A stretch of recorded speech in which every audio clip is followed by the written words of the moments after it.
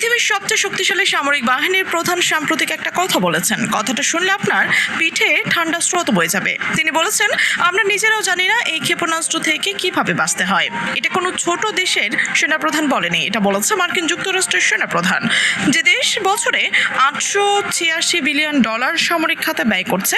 তার হাতে বিশ্বের সবচেয়ে উন্নত ক্ষেপণাস্ত্র প্রতিরক্ষা ব্যবস্থা। সেই দেশের সর্বোচ্চ সামরিক কর্মকর্তা প্রকাশ্যে স্বীকার করছেন তাদের কাছে কোনো উত্তর নেই। কিন্তু প্রশ্ন হচ্ছে, ঠিক কোন অস্ত্রের কথা বলা হচ্ছে, আর কেন হঠাৎ করে পৃথিবীর সব পরাশক্তি একসাথে এই অস্ত্র নিয়ে মরিয়া হয়ে উঠেছে। আর এখান থেকে শুরু হয়েছে আসল আলোচনা।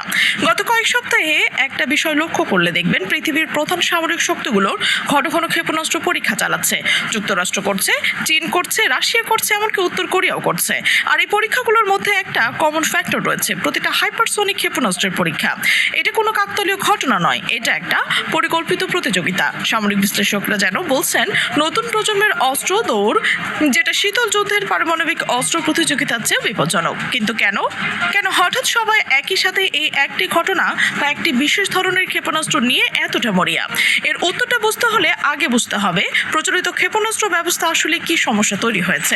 এতদিন পরাশক্তিগুলোর হাতে যে দূরপাল্লার ব্যালিস্টিক ক্ষেপণাস্ত্র ছিল, সেগুলো নিয়ে একটা ভারসাম্য কাজ করত। তুমি আমাকে মারলে আমি তোমাকে মারবো, এই নীতির কেউ কারো দিকে ক্ষেপণাস্ত্র ছুটতো না। একে বলা হয় ম্যাট, মিউচুয়ালি অ্যাসিওর্ড ডিস্ট্রাকশন। কিন্তু এই ভারসাম্যের একটা বড় ফাটল রয়েছে। কারণটা হলো, প্রচলিত ব্যালিস্টিক ক্ষেপণাস্ত্র এখন আর আগের মতো অজেয় নয়। আমেরিকার THAAD, ইসরায়েলের অ্যারো 3, রাশিয়ার S-5000, এই সিস্টেমগুলো প্রচলিত ব্যালিস্টিক মিসাইলকে মাঝপথে ধরতে পারে, ধ্বংস করতে পারে।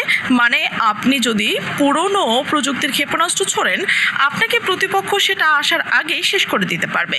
এই পুরো সামরিক হিসাবটাই পাল্টে দিয়েছে, কারণ এখন শুধু ক্ষেপণাস্ত্র থাকলেই হচ্ছে না, এমন ক্ষেপণাস্ত্র লাগবে যেটা কেউ আটকাতে পারবে না। আর ঠিক এই শূন্যস্থান পূরণ করতে এসেছে হাইপারসনিক ক্ষেপণাস্ত্র। এরপর সামনে আসা আরো গুরুত্বপূর্ণ তথ্য। সংখ্যাটা একবার মাথায় নিন।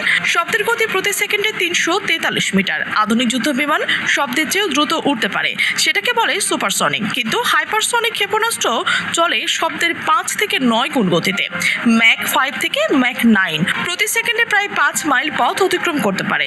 এটা কতটা দ্রুত সেটা একটা উদাহরণ দিলেই বুঝবেন। ঢাকা থেকে দিল্লি সরাসরি দূরত্ব মোটামুটি 1500 কিলোমিটার। একটা হাইপারসনিক ক্ষেপণাস্ত্র এই দূরত্ব অতিক্রম করতে সময় নেয় 3 মিনিটেরও বেশি। 3 মিনিট! আপনি একটা কফি বানানোর আগে ক্ষেপণাস্ত্র লক্ষ্যবস্তুকে আঘাত হানবেন। কিন্তু শুধু গতি এর একমাত্র শক্তি নয়, আসল ভয়ঙ্কর বৈশিষ্ট্য আরও একটা জায়গায়। প্রচলিত ব্যালিস্টিক ক্ষেপণাস্ত্র রকেটের মতো ছোড়া হয়েছে, উপরে ওঠে, মহাকাশের কাছাকাছি পৌঁছায়, তারপর একটা নির্দিষ্ট বাঁকের পথে গিয়ে নেমে আসে।